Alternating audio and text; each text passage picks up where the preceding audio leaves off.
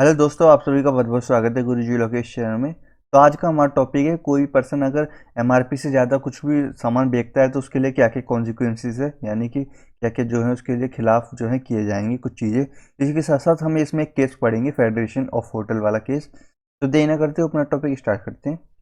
तो सबसे पहले आ जाते हैं वो एमआरपी। तो एमआरपी का मतलब होता है मैक्सिमम रिटेलर प्राइस। जब कोई भी प्रोडक्शन की जाती है तो उस पर्टिकुलर प्रोडक्ट का जो मैन्युफैक्चरिंग कॉस्ट है, जो एडवर्टाइज कॉस्ट है, ट्रैवलिंग कॉस्ट है, और जितनी भी कॉस्ट जो है उस चीज़ को प्रमोट करने के लिए लगती हैं, उन सबको मिला करके और थोड़ा बहुत टैक्स वैक्स लगा करके जो मैक्सिमम रिटेल प्राइस आती है, मतलब कि एक फिक्स अमाउंट आती है कि आप इससे ज़्यादा जो है नहीं बेच सकते किसी चीज़ को, क्योंकि इसमें जो है प्रोडक्शन इतना लगा है। अगर आपको प्रॉफिट चाहिए तो आप ज़्यादा से ज़्यादा इतना निकाल सकते हो। तो वो होती है हमारी मैक्सिमम रिटेल प्राइस। साफ साफ बोलें एग्जाम्पल में, तो आपने मान के चलिए एक फ़ोन खरीदा 10,000 रुपये का, उसमें प्राइस लगे 6,000 रुपये, लेकिन कंपनी ने क्या 10,000 रुपये एमआरपी रखा। क्यों? क्योंकि 6,000 रुपये तो उसकी मैन्युफैक्चरिंग कॉस्ट है। अब उसमें सब ट्रैवलिंग कॉस्ट, जीएसटी, एक्स्ट्रा सब कुछ लगा कर क्या है, उसकी कॉस्ट हो जाती है 8,000 रुपये। तो भाई 8,000 रुपये होने के बाद अब उस पर्सन को भी तो पैसा चाहिए, मुनाफा चाहिए, जो उस प्रोडक्ट को सेल करेगा। तो उस चीज़ को 2,000 रुपये रख करके क्या है, 10,000 रुपये जो है एक्यूरेट बना दिया जाता है। तो यही हो जाता है हमारा 10,000 रुपये maximum retailer price. As per legal metrology act 2019, यानी कि एक एक्ट है, लीगल मेट्रोलॉजी एक्ट 2019। ये कहता है कि रिटेलर जो है, यानी कि जो भी सामान बेच रहा है, वो एमआरपी से ज़्यादा सामान नहीं बेच सकता किसी भी हालत में। और अगर वो ऐसा करता है तो उसके लिए क्या है, फाइन और इम्प्रिजमेंट का जो है प्रोविज़न दिया गया है इसके अंतर्गत। और रिटेलर जो है अपना कोई भी टैग नहीं लगा सकता उस एमआरपी के ऊपर।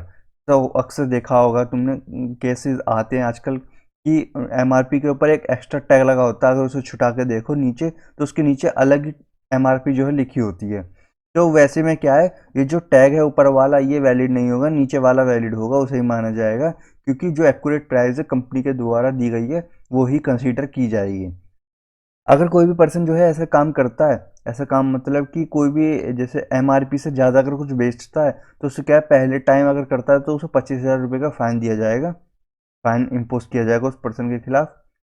एंड अगर सेकंड टाइम करता है तो 50,000 वो फाइन जो है हो जाएगा। अगर वो एक काम दोबारा दोबारा कर रहा है, एमआरपी से ज़्यादा ज़्यादा बेच रहा है, तो क्या है, उसे इम्प्रिजमेंट दी जाएगी, 1 साल तक की होती है। और ये डिपेंड करता है कोर्ट के ऊपर कि वो कितनी बढ़ाना चाहे, कितने महीनों की देना चाहिए, कितने साल की। और इसी के साथ साथ 1 लाख रुपए तक का फाइन जो है उस पर इम्पोज किया जा सकता है। इसी के साथ साथ होता है, क्या जो रिटेलर है उसको चार्जेस किया जा सकता है ओवर एमआरपी, यानी कि अगर कोई भी रिटेलर जो है एमआरपी से ज़्यादा कुछ बेच सकता है। तो दिसंबर 2017 का केस है एक, अभी वो डिस्कस करेंगे केस हम, कौन सा केस है।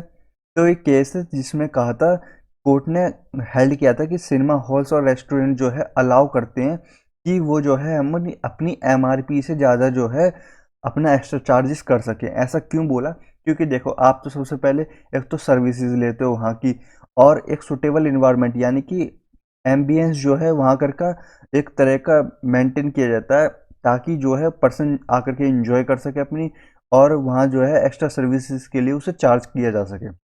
अब इसी के साथ साथ हम एक यही जो केस हमने यहाँ बताया है, इसी को डिस्कस करेंगे। Federation of hotel and restaurant association of India versus union of India and others.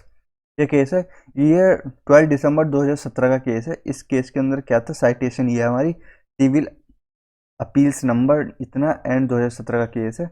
इसके बेंच जो थे वो थे हमारे निर्मल, और पार्टीज थी हमारी appellate, federation of hotel restaurant association of India, and respondent थे हमारे union of India and others. इस केस का फैक्ट कुछ इस प्रकार था कि जो एक केस आया कोर्ट के अंतर्गत जिसमें बोला गया कि जो होटल था उसके अंतर्गत क्या है कि जो वाटर बोतल थी, यानी कि मिनरल वाटर बोतल थी, उस पर क्या है, एमआरपी से ज़्यादा जो है उसके चार्जेस किए जा रहे थे। जैसे कि एमआरपी थी बोतल की 20 रुपये, लेकिन चार्जेस जो किए जा रहे थे वो किए जा रहे थे 100 रुपीज़। अब ये जो है ऐसे क्वेरी जो है कोर्ट के अंतर्गत पहुंची गई, और कोर्ट ने कहा कि देखो, जो 20 रुपये है और 20 रुपये का जो है 100 रुपये चार्जेस किए जा रहे हैं, यानी कि एक्सीड ऑफ एमआरपी, एमआरपी से ज़्यादा जो है चार्जेस किए जा रहे हैं, तो ये जो है बिल्कुल ही वैलिड है। इसमें कोई उल्लंघन नहीं किया किसी भी चीज़ का, किसी भी चीज़ का कोई उल्लंघन नहीं किया। और standard and weight and measurement act के अकॉर्डिंग इसके अंतर्गत कोई वॉल्यूशन नहीं है। ये क्लियर कट जो है एक तरह का बिल्कुल फाइनल डिसीजन दे दिया था कोर्ट के द्वारा कि, और इसके अंतर्गत ये भी बताया था कि सिनेमा हॉल्स और रेस्टोरेंट जो हैं यानी कि होटल जो हैं वो वैलिड है एमआरपी से ज़्यादा एक्सीड करने के लिए, क्योंकि वो आपको एक तरह से सर्विसेज देते हैं और ऐसा इन्वायरमेंट भी देते हैं कि आप जो है वहाँ जा कर के पे करें और उस सर्विस का जो है फ़ायदा उठा सकें। तो ये हुआ था हमारा इस केस के अंतर्गत federation of hotel and restaurant association of India versus union of others के केस के अंतर्गत। इसी के साथ साथ अब कुछ क्या रेमेडीज आती हैं अगर कोई भी जो है एमआरपी से ज़्यादा जो है एक्स्ट्रीट चार्ज करता है, except hotels and cinema halls. जैसे कि कोई शॉपकीपर्स होते हैं तो वो क्या करते हैं, जैसे दूध की थैली होती है अपना, अमूल दूध हो गया या कुछ भी, तो वो क्या करते हैं जैसे एमआरपी मान के चलिए 25 रुपये एक दूध की, आधा लीटर दूध की पैकेट का।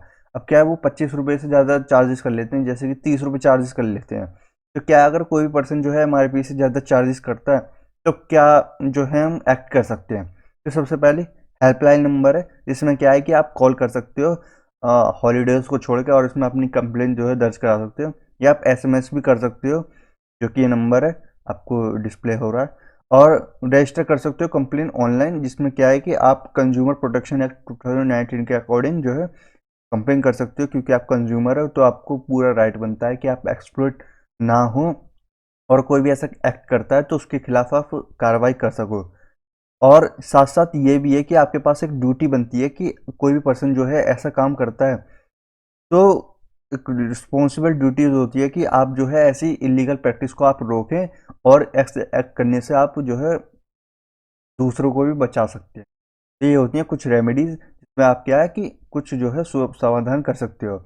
अभी जो ई कंप्लेन वाला है, आप अपने फ़ोन पे भी कंज्यूमर कंज्यूमर कंप्लेन करके डाल सकते हो, तो आपके पास क्या डिस्प्ले हो जाएगा वो ऐप, और उसमें आप क्या है कंप्लेन भी दर्ज करा सकते हो ऐप के माध्यम से भी। तो आई होप आपको हमारी वीडियो अंडरस्टैंड हो गई होगी, क्लियर हो गई होगी। फिर भी कोई डाउट रहता है तो आप हमें कमेंट कर सकते हो, हम आपकी कमेंट से दूर कर देंगे आपका डाउट। तो मिलते हैं नेक्स्ट वीडियो में, तब तक के लिए बाय बाय, थैंक यू।